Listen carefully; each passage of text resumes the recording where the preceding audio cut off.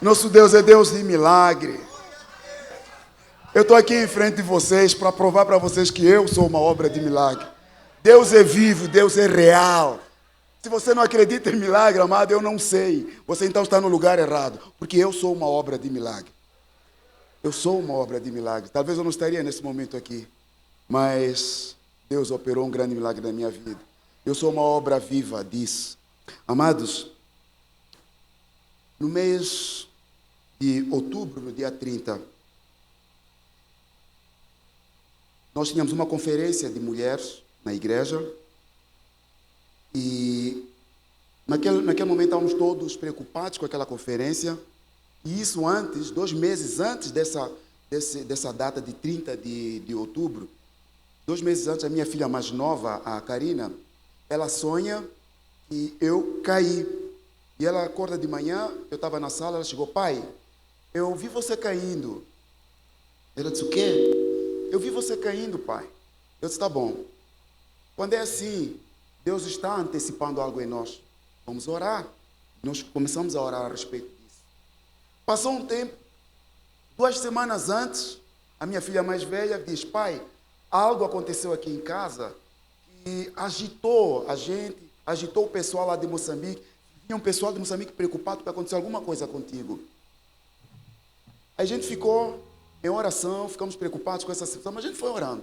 E no dia 30 de novembro, que era dia da Conferência das Mulheres, eu dormi naquela noite antes, acordei de manhã cedo, e eu acordei com uma perturbação na alma, uma perturbação no espírito. Aí eu falei para minha esposa: amor, eu não sei o que está acontecendo. Há uma perturbação no meu espírito. A pastora que ia pregar estava lá em casa tomando café conosco. Eu disse: eu acordei muito mal. Tem algo errado comigo, tem algo que está perturbando o meu espírito. Aí minha esposa disse: amor, eu sei que você vai para a igreja para trabalhar, vai fazer as coisas que você quer fazer. Tome cuidado. Aí eu entrei no carro e fui para a igreja. Cheguei na igreja, estávamos preocupados por causa de um telhado que tinha uma brecha. Eu estava preocupado com a chuva na noite que nós teríamos aquela conferência. Nós íamos montar um andaime por dentro. Aí depois o irmão disse: não, vamos montar por trás. Fomos lá para trás, para o lado da igreja, fomos montar um andaime. Ao montarmos o andaime, fomos até lá para cima, que dá uma média de 10 metros, e lá até do forro todo ele. Aí a gente subiu, eu fiquei no andaime. Naquele dia eu estava tremendo, porque eu nunca tinha medo de subir no andaime. E eu estava tremendo no andaime. Eu monto as luzes, eu subo, faço tudo que vocês possam imaginar. Agora já não, né? Mas naquele momento eu fazia tanto dessas coisas, e naquele dia eu estava tremendo, subindo no andaime, eu tremendo, e o Reginaldo dizendo assim: mas o que está acontecendo contigo? É que eu estou sentindo algo estranho, não sei o que está acontecendo. Mas eu subi no andaime e fui até no último andaime que a gente montou. Ele foi, andou no telhado até o lugar que tinha o problema, e ele ficou lá e ele disse: pastor, já descobri qual é o problema. E eu estava lá no andaime tremendo, eu disse: eu venho aí. Aí eu peguei umas tábuas, fui andando nas tábuas, fui andando até o lugar. Cheguei, olhei, vi o que era. Eu disse: olha, essa peça eu tenho lá no carro.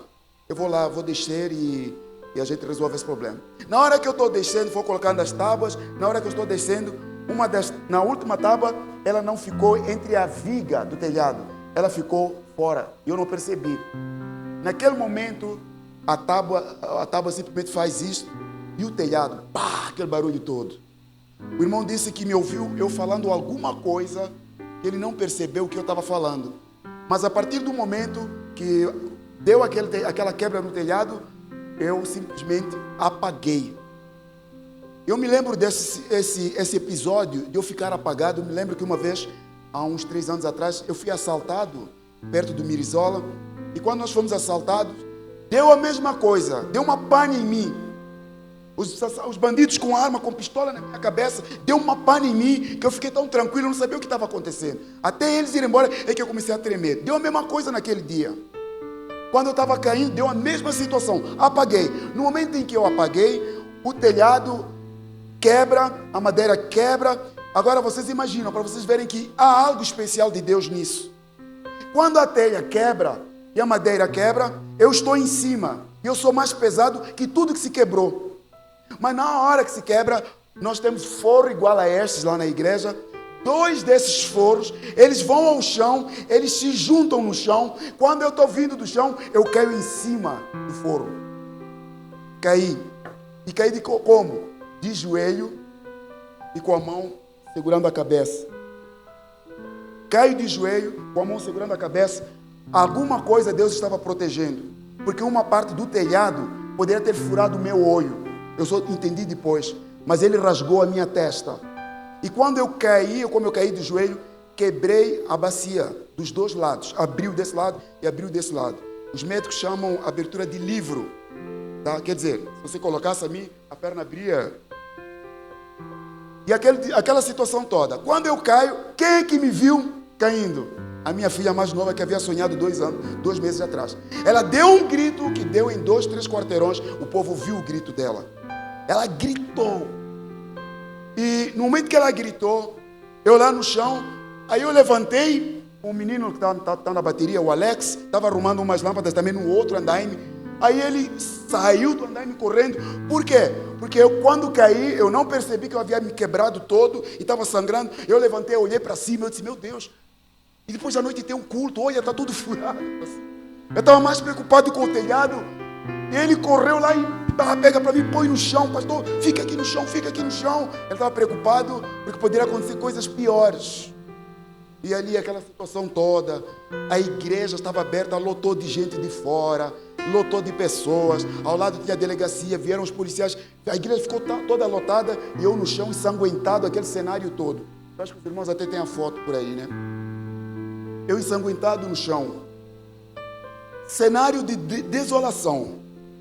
E minha esposa estava em casa, todo mundo na igreja preocupado, e naquela confusão toda, e chama SAMU. 40 minutos depois o SAMU chegou, e me pegaram e colocaram dentro do carro, tá? E me levaram ao hospital. Naquele dia era dia da conferência das mulheres. E naquele dia eu fui ao hospital. Quando eu cheguei no hospital, eles me pegaram diretamente para a sala de cirurgia, porque disseram, ele está grave. Foram tirar chapas e tomografias e tudo. Eu estava sangrando dentro do organismo. Eles estavam preocupados que tivesse afetado alguns órgãos. Então ele está gravíssimo. Foi o cenário dos médicos. Acho que eles passaram um pouco de fotografia. Passa a primeira. Aqui é da igreja, né? Não sei se dá para ver, dá? Esse foi o primeiro cenário. Aqui eu já estava na UTI depois de ter feito a cirurgia. Para vocês verem o estado, como estava a situação. Depois disso, da cirurgia, foi colocada uma gaiola em mim. Aqui já era um momento de recuperação. Eu não estava andando nem nada. Os médicos disseram que eu ficaria 6 meses sem andar, estaria num problema. Em 40 dias eu já estava nesse estado. 40 dias.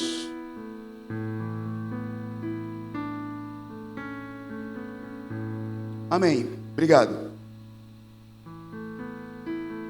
E eu estou lá em estado de coma. E ali começam a acontecer cenários na minha vida. Eu sou transportado a 2 níveis. Primeiro para um nível de trevas e o outro para um nível de luz. Então eu começo a entrar primeiro para o nível de trevas. O que acontece quando nós estamos em estado de coma? A nossa força, o nosso ego, a nossa determinação, aquilo que você pode dizer, eu sou capaz, eu não quero, não me toca, não faça isso. Quando você está em estado de coma, já não existe mais o seu eu. Tudo some. E você está completamente sem força nenhuma. O teu ego desaparece. Era o estado em que eu estava.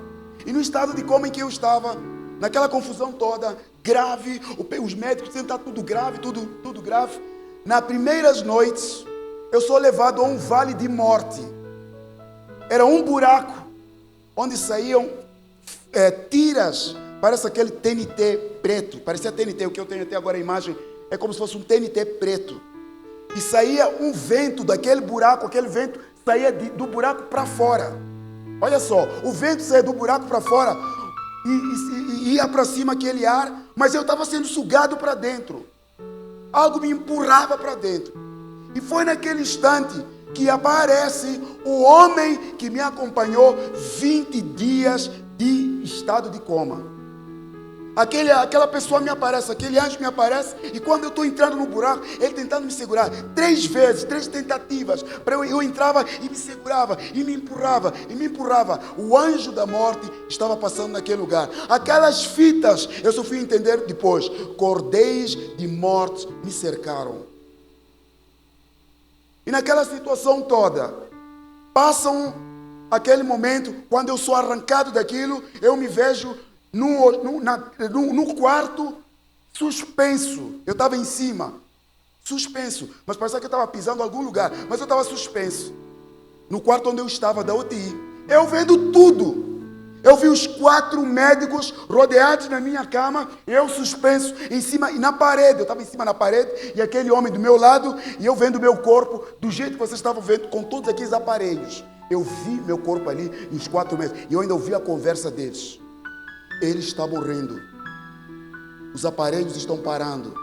Os órgãos não funcionam. Daqui a pouco vai ter informação no cérebro. Ele está morrendo. Era a informação que estava acontecendo. E eu estava lá em cima suspenso e eu dizendo: mas eu não estou morrendo. Eu estou vivo. Eu estou vivo. Eu estou vivo. Eu queria sair do lugar onde eu estava. E eu não conseguia. E o meu corpo estava lá. E eu estava assistindo aquilo. E aquele anjo olha para mim e diz assim: Flávio, olha para ali.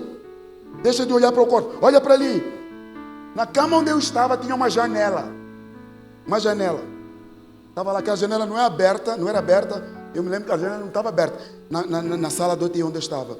Ele disse: olha para a janela. Aí eu fui tentando olhar, mas eu não estou vendo ninguém. Olha, eu não estou vendo ninguém. Olha para a janela. Ele repetiu várias vezes. Eu tentei entender o que estava acontecendo na janela. E de repente eu percebi. Eu não conseguia ver, mas eu comecei a ouvir um monte de vozes que parecia pessoas que estivessem em greve. Um monte de vozes enroladas. Um monte de gente. Eu disse: mas eu não estou entendendo nada. Ele: olha, olha. Eu fiquei olhando a janela, aquelas vozes todas. Depois o anjo olha para mim e diz: são vozes de oração. Tem muita gente orando por ti, mas eu não estou percebendo. Tem pessoas na América orando por ti. Tem pessoas na França orando por ti. Tem pessoas em Portugal orando por ti. Tem pessoas lá na África que estão orando por mim, por ti. Tem no Brasil pessoas orando por mim. Tem na comunidade Batista Manaí orando por ti.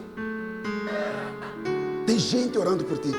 Quando ele falou aquilo, eu percebi aquelas vozes. Naquele instante, o meu corpo, o meu espírito onde estava, vai para a cama, assim direito. Pá, eu entro em choque na cama. Quando eu faço isso na cama, os médicos perceberam o movimento. Aí naquela hora eu disse assim: Flávio, Flávio, Flávio, segura a minha mão, toca aqui, mexe. Eu estava lá deitado e mandaram segurar a mão. Aperta a minha mão. Eu apertei a mão, aperta a mão, mexe o pé. Eu fui mexendo o pé, mas eu não estava entendendo o que estava acontecendo. Eu só sei que aquele momento de morte já tinha sido vencido por causa das orações. As orações têm poder. As orações têm poder. E naquele instante, eu continuo naquela situação. Aí o anjo me transporta para uma igreja. Ele disse assim: fica aqui na porta. Eu fiquei na porta da igreja junto com ele. Ele disse: agora eu quero que você olhe para dentro. Eu olhei para a igreja. Não havia lâmpadas na igreja, mas tinha uma luz. E a luz que estava dentro da igreja parecia penumbra, sabe? Uma cor meio, sabe? Mas não era nenhuma luz de fora. Mas a cor estava meio escura lá dentro. E ele disse: olha lá. Eu olhei lá para dentro da igreja. E ele disse assim: olha, vamos lá, senta ali à frente. Eu fui sentar nos primeiros bancos da frente, junto com ele. E ele disse: olha para trás. Quando eu olhei assim para trás, começou a entrar pessoas na igreja, no corredor da igreja, pessoas entrando. E cada vez que as pessoas entravam e sentavam, ele apontava. Ele disse: olha para aquele, olha para aquele. Sabe o que estava acontecendo? Pessoas entravam, sentavam, uns pegavam no celular, outros ficavam conversando, e outros naquela confusão toda. E eu olhando para aquilo, eu disse: mas o que está acontecendo? O anjo disse assim: quando esse povo vem à igreja, eles não vêm porque aqui há um rei. Olha o que eles estão fazendo. Eles são santos, mas não estão santificados, não vivem em santificação. Ele quis dizer para mim: diga ao povo, quando vier para o culto, se prepare para o culto do rei. Se prepare. Olha o que eles estão fazendo. Deveriam estar orando à espera da entrada do rei. Mas não. Eu fiquei perturbado com aquilo. Levou de novo para fora. Eu fiquei lá fora. Depois ele disse: agora entra. Quando eu entrei, estavam cantando uma música que se canta aqui, diz assim: oh, Deus é bom. Oh, Deus é bom. Pensa num louvor top. Muito bem tocado, tudo lindo. E as pessoas cantando, e a música boa. E eu lá vendo, meu Deus, que louvor, que situação. E as pessoas cantando, e uns parados, uns assistiam. Aí de novo aquele anjo me disse: olha o que está acontecendo. Estão louvando, mas se esqueceram que eu habito no meio do louvor. O louvor não é para vos agradar, o louvor é para me exaltar. E se vocês perceberem que eu habito no meio, eu ando quando há louvor, é aí onde há cura e libertação. E ele diz, esse povo é santo, mas esse povo não está vivendo a santificação. Chegou na hora da oração, mesma coisa. Olha esse povo, o povo está gritando, está fazendo um monte de movimento, mas eles estão se esquecendo.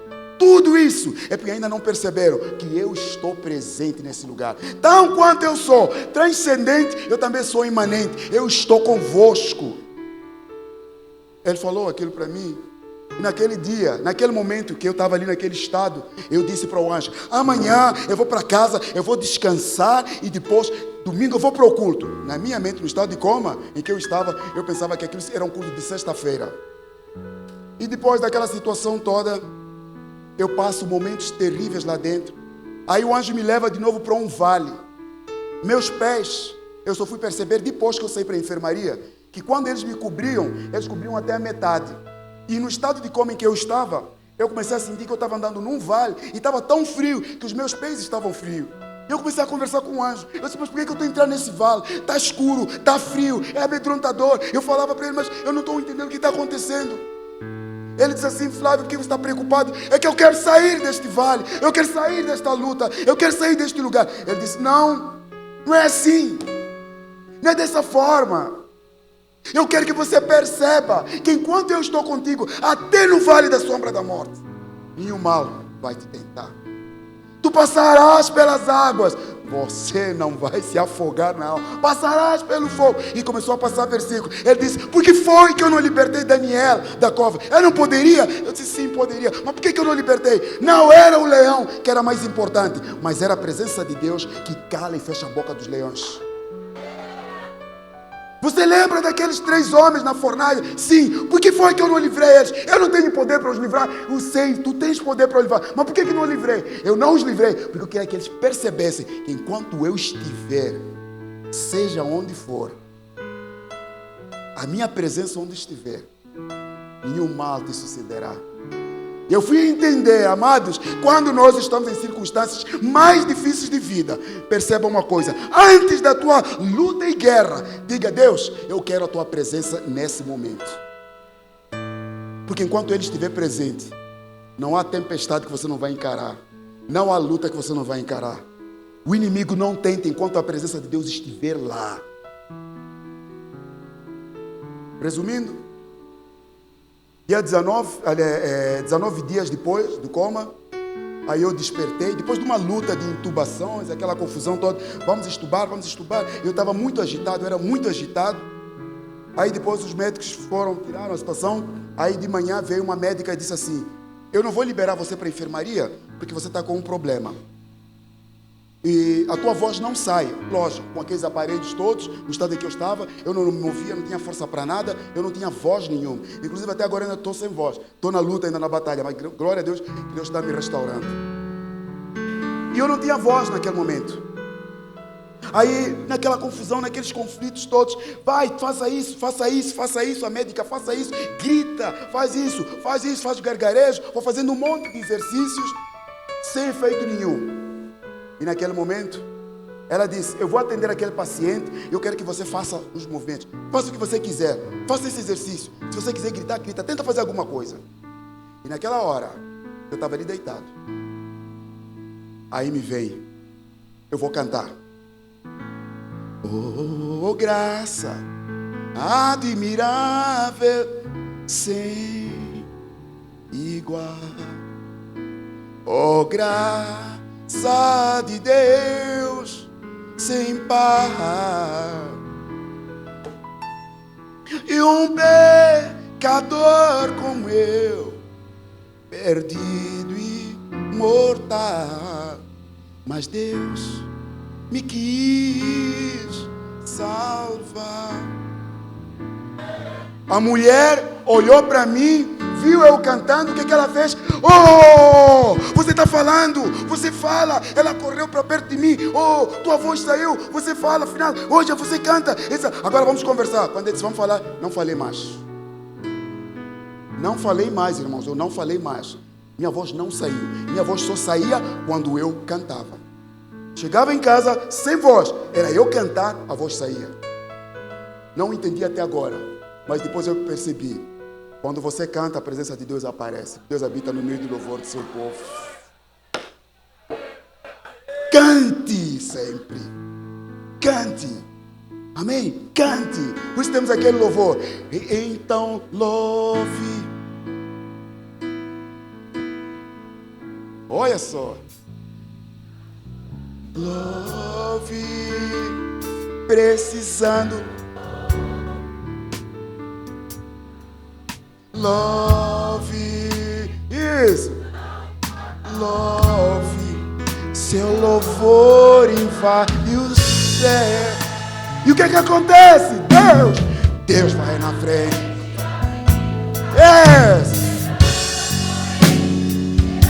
Isso que ele faz. Ele. Aleluia.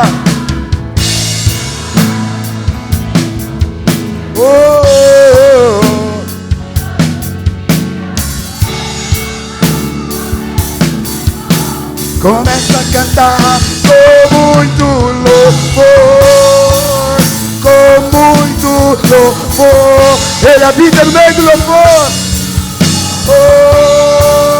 Com muito louvor. Este é o Deus de milagre. Louve e exalte. Glorifica o nome de Jesus. Ele é santo. Ele é majestoso. Ele quer ser glorificado. Ele quer ser glorificado. Se você soubesse do segredo dos louvores, quando você louva, você faz com que a sua alma abra e ela vai atingir lá no espírito. Para aqueles que já foram para a macumbaria, qual é o segredo da macumbaria? Antes de invocar os espíritos malignos, o que é que eles fazem? Só quem já foi já sabe. Não, nem todos. Mas o que é que faz? Eles tocam. Qual é a ideia? Canta, toca. Porque você começa a abrir e rasgar o coração. Você arrasca o coração. Você se torna sensível à voz daquele que é o Rei dos Reis, Senhor dos Senhores. Love. Quando a tua luta chegar, love. Quando está tudo bem, love. Está doente, love. Faça e você verá isso. Naquele momento, amados, eu sou transportado para casa. 20 dias, mais 4 dias de enfermaria. Aliás, antes disso, eu estou no estado de... Antes de eu ser liberado, o anjo me leva para uma sala. Ele fica sentado lá, eu fico sentado desse lado. Ele começa a conversar comigo e diz assim: Flávio, você agora não é mais Flávio das Dores. Eu disse: como? Você não é mais Flávio das Dores. Eu não entendi o motivo, mas eu quero saber por quê. Teu nome não será mais Flávio das Dores. Mas, e aí, como é que será? Ele disse assim: ok, primeiro teu nome será Flávio. Mas por quê? Porque Flávio significa. Ele me levou a ver um campo de trigo, sabe? Aquela cor de palha no trigo, assim. Monta aquele campo enorme. E no meio daquele campo estava uma folha, como trigo, mas estava com a cor dourada. E ele disse: Flávio, o teu nome significa essa folha dourada no meio dessa situação toda, que você vai ter que brilhar, e você vai brilhar no meio de tudo isso. Você será Flávio. Mas a partir de agora, o das dores não é mais teu nome, porque é o nome de maldição, é o nome que gera morte, é o nome de consagrações, é o nome de maldições lá de trás. A partir de hoje esse nome não será seu. Mas e aí, como é que ficou? Ele disse: a partir de hoje teu nome será Flávio Israel. Você vai perceber as coisas de Deus? Eu estou lá naquela situação toda. Quando eu saio da UTI para a enfermaria, aí minha esposa chega. Primeiro dia da enfermaria ela chega. Eu disse: amor, sabe o que aconteceu?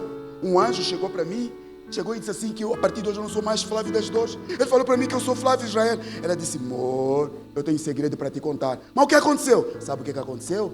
Pastor Fabiano, você lembra do pastor Fabiano? Sim. Ele esteve aqui num dos dias. O que ele fez? Ele chegou lá e foi ungir você e foi repreendendo o espírito de morte. E quando ele estava repreendendo, ele falou para nós que, disse para Deus, e Deus disse para ele: tira-o das dores. Isso não é possível o que está acontecendo. Deus estava fazendo uma aliança lá na glória e a aliança estava sendo confirmada na terra. Eu não sabia do que estava acontecendo. Um outro pastor, passado dias, liga para mim e diz assim: Flávio, Deus falou para mim uma coisa. Disse para você tirar das dores. Eu disse: pastor, o senhor chegou atrasado. Deus já resolveu esse assunto há muito tempo. E amados, eu fui para casa. Cheguei em casa, de cama, com a gaiola. Não movia, frágil. Eu não tinha nada em movimento. Afinal de contas, estava um mês sem me mover. Eu estava ali de cama. E a minha família cuidando de mim. E naqueles dias, uma coisa que me fortalecia muito. Todos os dias minha esposa à noite orava comigo e de manhã ela me acordava: amor, está na hora de oração. Quando era hora de oração, adivinha o que era? Ela pegava o celular.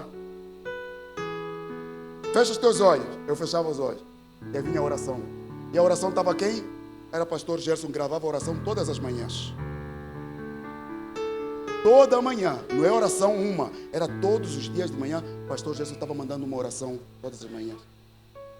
Eu cheguei, eu disse para minha esposa: todas essas vezes de manhã eu não vou orar, porque tem alguém que está orando, então não vou nem orar. Eu fiquei feliz com aquelas orações. E eu agradeço muito a vida do pastor Gerson. E a oração que o pastor Gerson, uma vez ele falou, na oração, ele disse assim: Senhor, abrevia, abrevia, abrevia, abrevia. E Deus abreviou. Os médicos disseram assim: ó, Flávio, daqui em dezembro, nós queremos que você venha aqui em dezembro, acho que era dia 10 ou o quê? Vem aqui para fazer uma chapa. Quando eles foram fazer a radiografia, eles foram colocar na chapa. Eles olharam e disseram assim: não é possível. Como assim? Esse homem está calcificado. Aí o médico disse assim: ó, tirem a gaiola. O outro disse: não, mas ele tem que ficar no mínimo 20 dias. Tem que ficar mais meses com a gaiola. O outro disse: não, tirem a gaiola. Esse homem, isso aqui não é possível, isso só pode ser um milagre. Eles olharam os outros, estavam todos assim, cuidados. Ele é incrível. Ele é incrível. Ele é incrível. Ele é incrível. Dia 18, eles dizem: façam cirurgia. Foram fazer a cirurgia. Colocaram lá, arrancaram a gaiola e eu fui para casa. Quando eu chego em casa, continuo. Não me movo nem nada, mas eu não tinha força para nada. A minha cunhada, a irmã da Miquita, que está aqui, ela saiu com as documentações do hospital. Ela disse assim: eu vou ao hospital à procura de um fisioterapeuta. Aliás, não era para procurar, era para marcar, é isso? Era para marcar, para me levarem com a ambulância para o hospital para fazer fisioterapia. Na hora que a minha cunhada, que parece calma, ela é chata na hora da exigência, ela chega lá na secretaria: mas eu quero, ele está lá em casa, como é que eu vou fazer? Ele tem que estar na lista, porque o hospital mandou para fazer a fisioterapia. Na hora que ela está lá discutindo na secretaria, quem passa? O médico. O médico está passando, ouviu? O médico parou. Quem é essa pessoa? Eu vou lá amanhã. Nenhum médico faz isso conosco. Até isso Deus providenciou. Eu vou lá na casa dele. O médico ia lá na nossa casa. Parava o trabalho que ele tinha. Todos os dias, 8 horas, ele estava lá para fazer fisioterapia. E glória a Deus, como Deus é bom. Antes da minha casa, sabe o que Deus fez? Botou minha filha Jéssica. Ela botou a Jéssica. Aonde? Na faculdade de quê? Fisioterapia.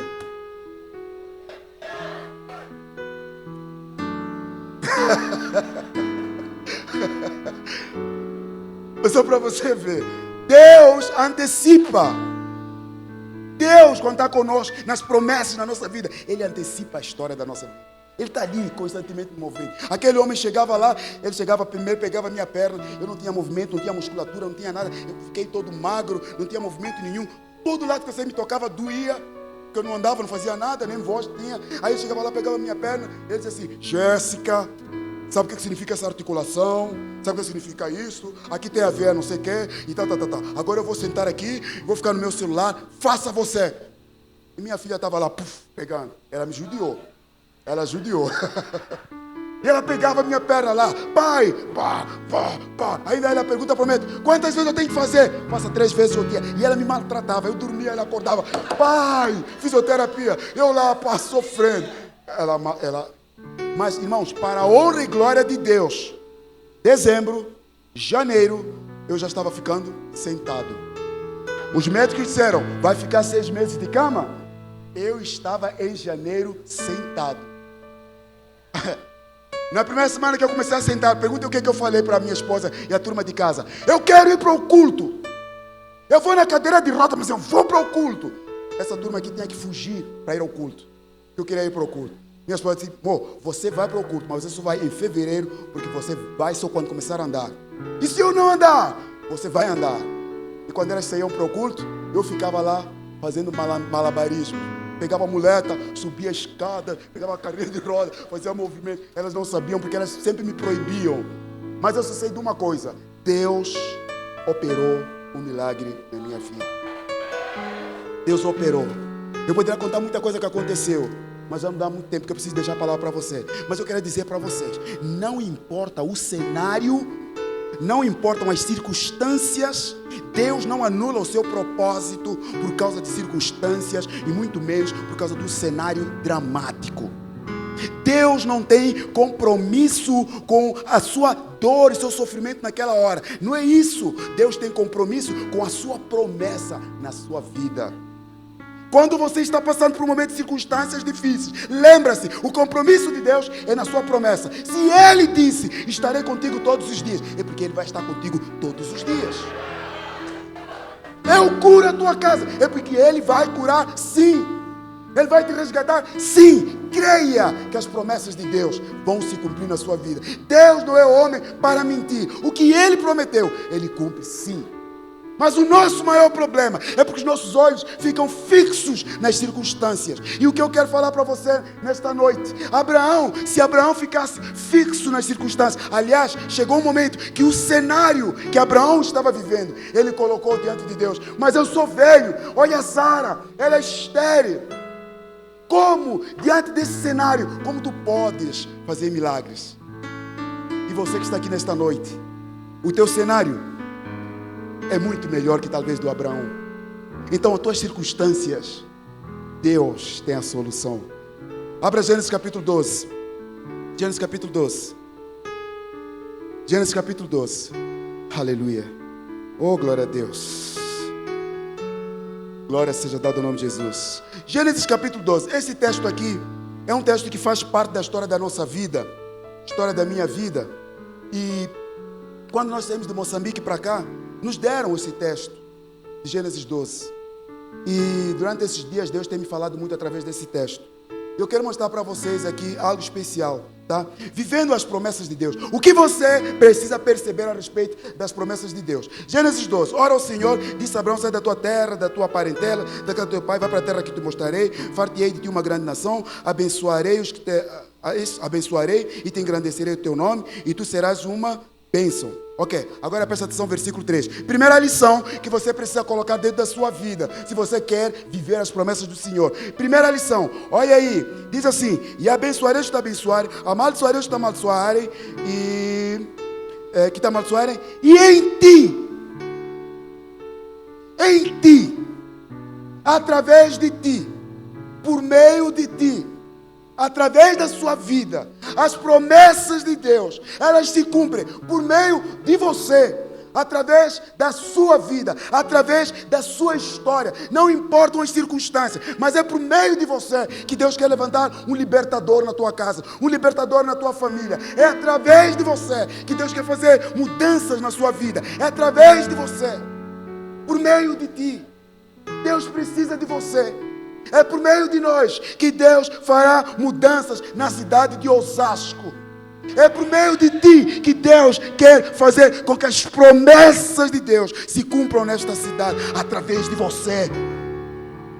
Muitas vezes nós achamos que elas vão se cumprir de um jeito. Não, Deus está à procura de você, está à procura de mim. É através de ti, por meio de ti, é por meio de você. Aleluia.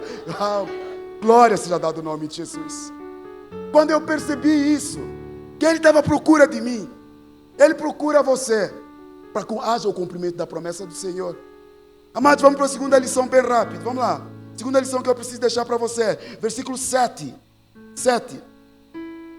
E apareceu o Senhor a Abraão e disse: a tua descendência dará esta terra. E edificou ali o quê? O que ele edificou? Altar. Se você ver no versículo 8, ele vai para Ai, vai para outras cidades, edifica um altar. Qual é a lição que eu preciso deixar para você? Aleluia. Vida consagrada no altar. Primeiro, é por meio de ti. Segundo, tenha vida consagrada diante do altar. Abraão, em cada passo que ele dava, ele consagrava. A cada passo que ele dava, ele consagrava. Cada passo que ele dava, ele consagrava. Mas qual foi o erro de Abraão? Abraão foi descendo para o sul. Abraão foi até o Egito. Abraão chega no Egito. É o único lugar onde Abraão não edificou altar. Resultado, 430 anos de escravidão.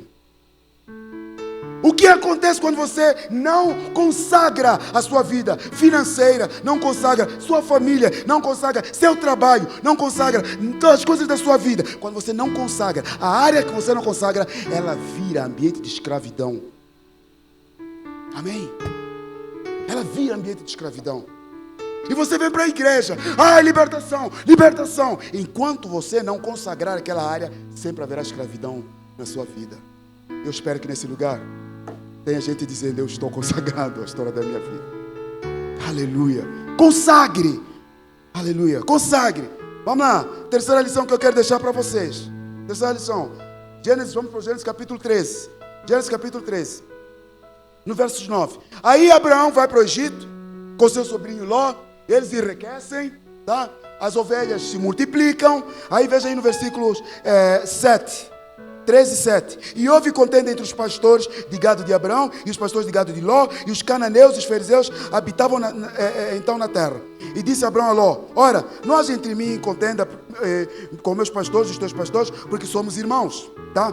Aí veja o versículo 9. No versículo 9, ele diz: não está toda a terra diante de ti. Eia, pois, parte de mim. Se escolheres a esquerda, eu vou para a direita.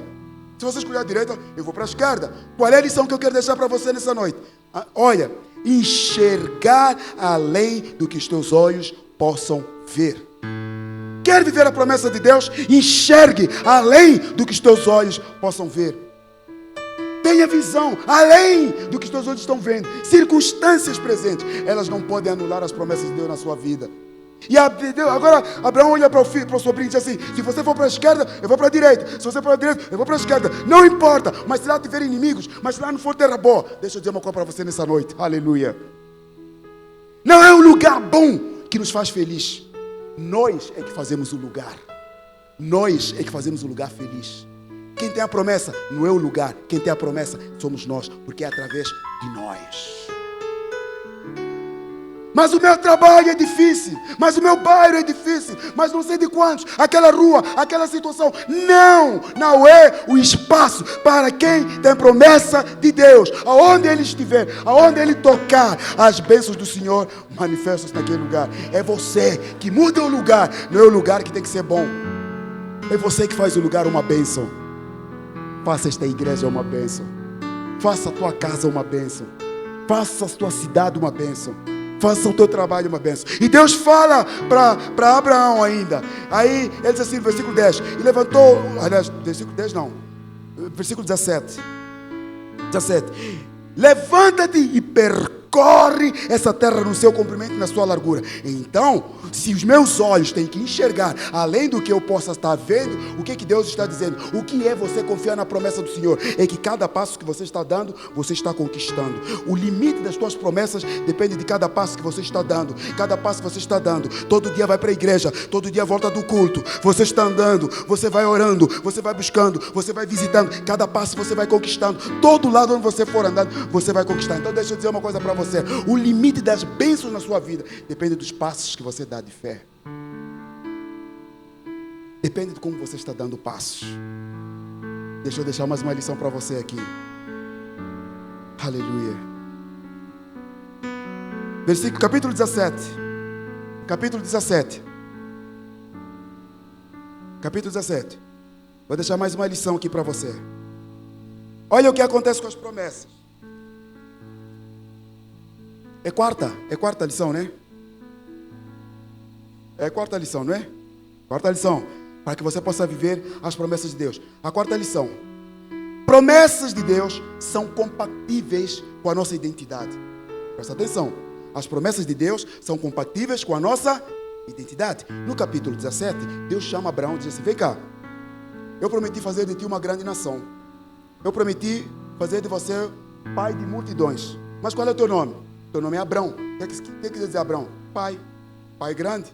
Um pai simples. Sarai. O que é isso? Sim, é uma princesa. Imagina. E Deus diz assim, mas eu preciso mudar o seu nome.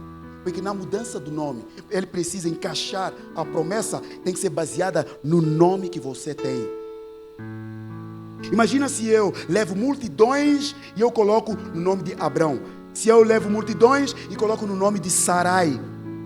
Então Deus precisou mudar o nome de Abraão. Sabem por quê? Porque o ventre das promessas, elas precisam ser mudadas.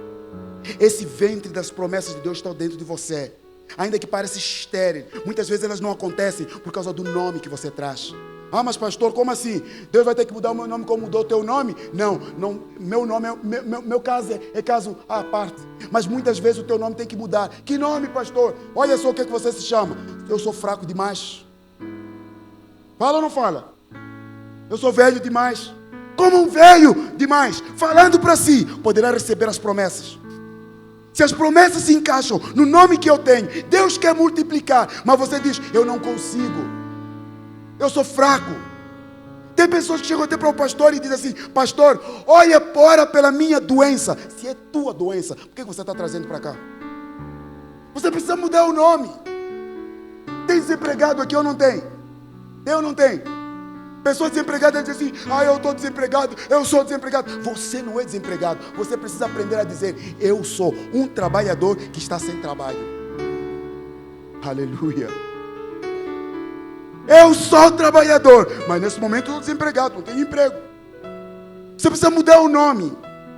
Eu sou saudável, que neste momento estou me sentindo doente, mas eu sou saudável. Você precisa tomar posse. Mas por quê? Porque na cruz do Calvário já foi pago o teu preço há muito tempo. Ele diz, pelas suas pisaduras nós fomos sarados. Antes de você nascer, o que vai acontecer amanhã, Deus já resolveu há muito tempo. Mas depende de você viver a promessa do Senhor.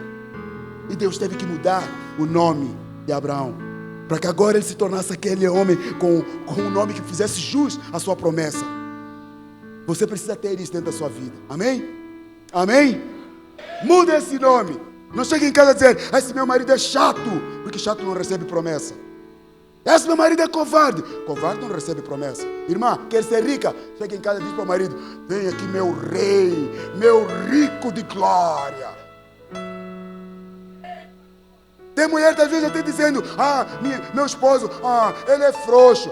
Irmã, se eu fosse você, vem aqui meu Batman. Vem aqui meu super-homem. Na hora ele toma posse da promessa. Toma ou não toma? Hoje. O nome faz jus à promessa que você quer receber. Amém? Agora, se você se coloca numa posição de frágil e está querendo que Deus me abençoe com aquele nome de fraqueza. Pergunta na minha casa quem eu sou lá em casa. Eu sou o rei daquelas gatas. Eu entro lá, sou o rei dessa casa. Sou o gatão da casa.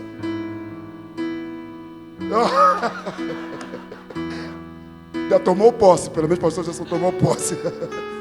Faça com que as promessas de Deus se cumpram. Muitas vezes você está na tua empresa, chega na tua empresa, para mim está bom o que estão me dando, para mim está bom ser faxineiro, para mim está bom isso. Não é isso que Deus está querendo de você. Você precisa sonhar alto, sonhar com promessas muito mais altas na sua vida. Última lição que eu quero deixar para você, capítulo 22. Capítulo 22. Toda promessa, ela precisa passar pelo campo da prova. A prova leva-nos ao crescimento.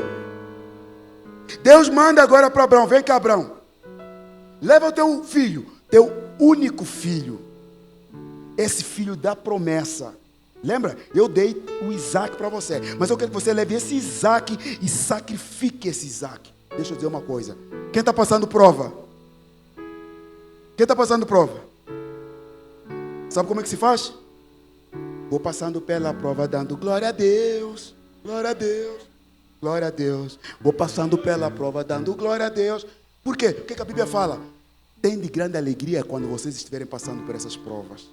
Porque quando Deus te submete à prova, é porque Deus está dizendo: filho, estou te submetendo à prova porque eu quero que você mude de nível, o nível mais alto. Então você tem que passar pela prova. Quando você passa pela prova, você vai para o nível mais alto. E todo mundo sabe que você não pode entrar na faculdade sem passar por uma prova. Então quando você passa pela prova, o professor está dizendo: chegou a hora de te mudar de nível. Quando Deus te submete à prova, Ele está te mudando de nível.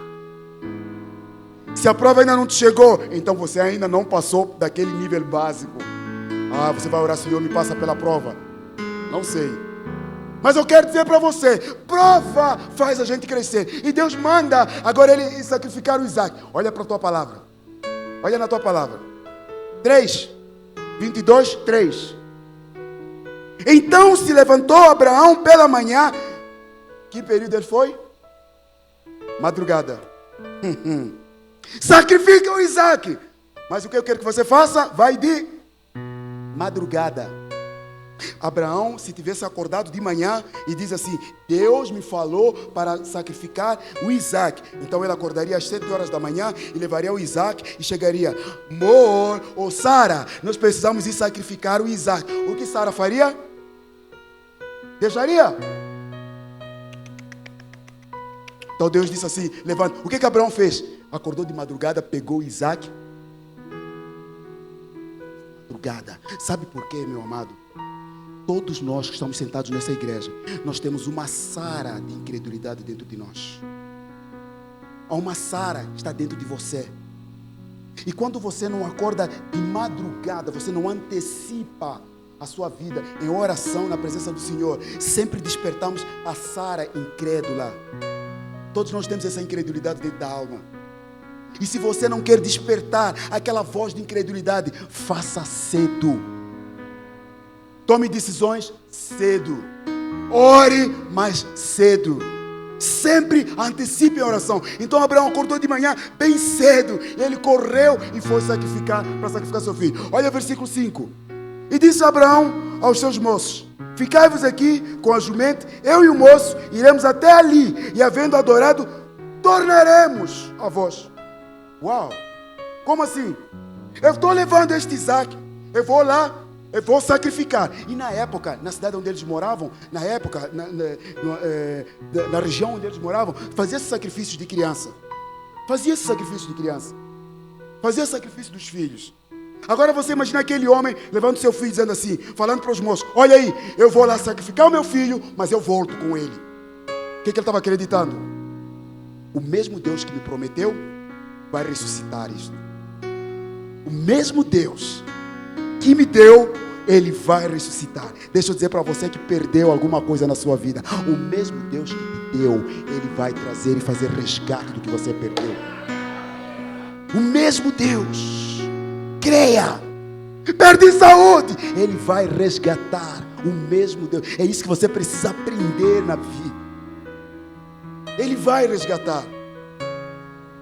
Você pensa que perdeu, Ele vai resgatar a tua história. Acredite nisso. E Abraão, ele diz: eu creio que eu vou voltar de lá. Mas quando chegou lá, porque Deus queria fazer com que ele sacrificasse Isaac. Deixa eu dizer para vocês, amados, nesta noite, o que é o Isaac na sua vida? Muitas vezes tua família, muitas vezes o teu trabalho, muitas vezes o teu carro, muitas vezes as tuas finanças, muitas vezes o seu pequeno ministério, muitas coisas. E eu deixo eu dizer profeticamente para vocês nesta noite: esta igreja ainda é o Isaac. O que isso significa? Deus está te dando o Isaac, não é para você ficar parado no Isaac. Isaac é o meio para você ir para o caminho da multiplicação. Aleluia. Estão com medo do trabalho que vamos ter aqui na igreja? Estão com medo do trabalho? Então, amados, ainda estamos no nível de Isaac. Deus quer que você passe do nível de Isaac para a multiplicação. Você precisa crer nisso.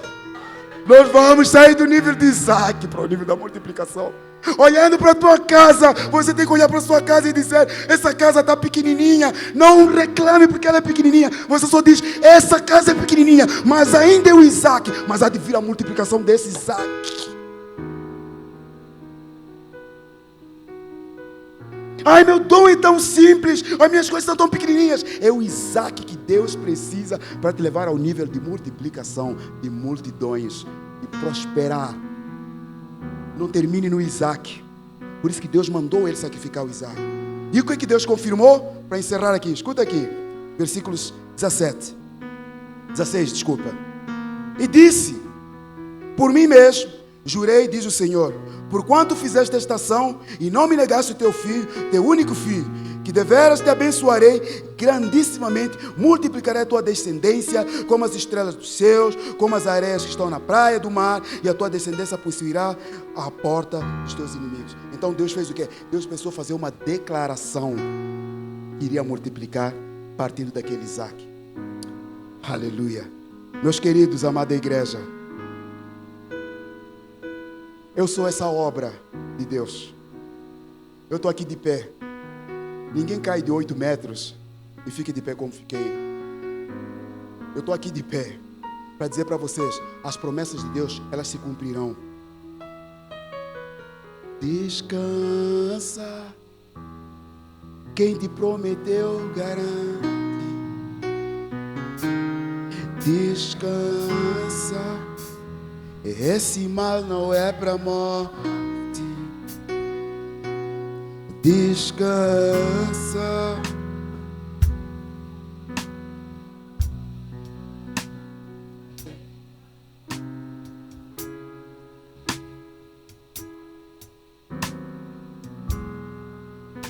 Descansa nas promessas do Senhor que Ele cumpre. Porque Ele vai cumprir as promessas que Ele tem para a tua vida, para a vida dessa igreja. Ele vai cumprir as promessas que Ele tem para a sua vida. Agora eu quero que você diga assim comigo: onde há promessa, tem altar. Você acredita nisso ou não? Se você tem uma promessa, tem que haver o quê? Altar. Eu tenho promessas de Deus na minha vida. Então, haja altar, consagre tudo. Agora diga comigo: onde há altar, há sacrifício. Amém? Se tem um altar onde eu estou consagrando, tem que haver o quê?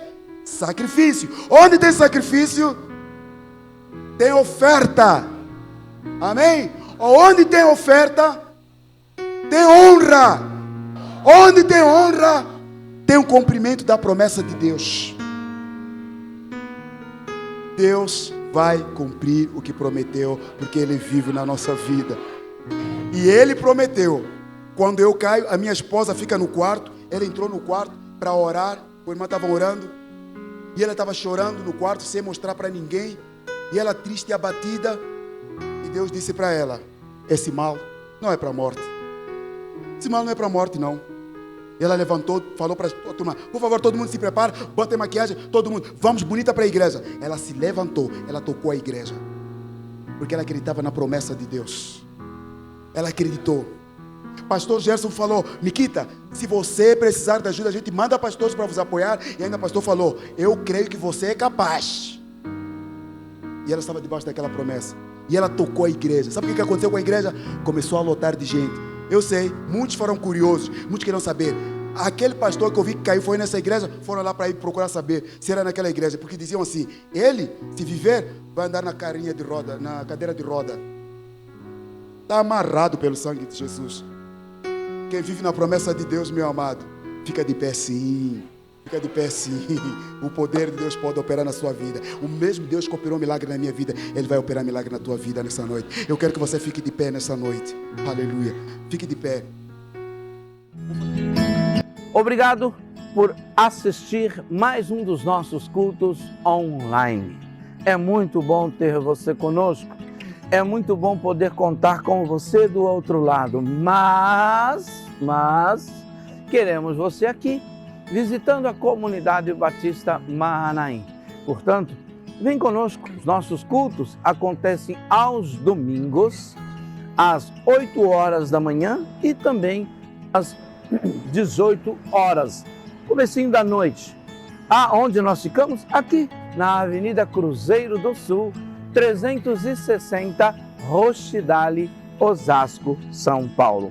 É sempre um prazer poder, junto com você, adorarmos e celebrarmos o Senhor em comunhão, ok?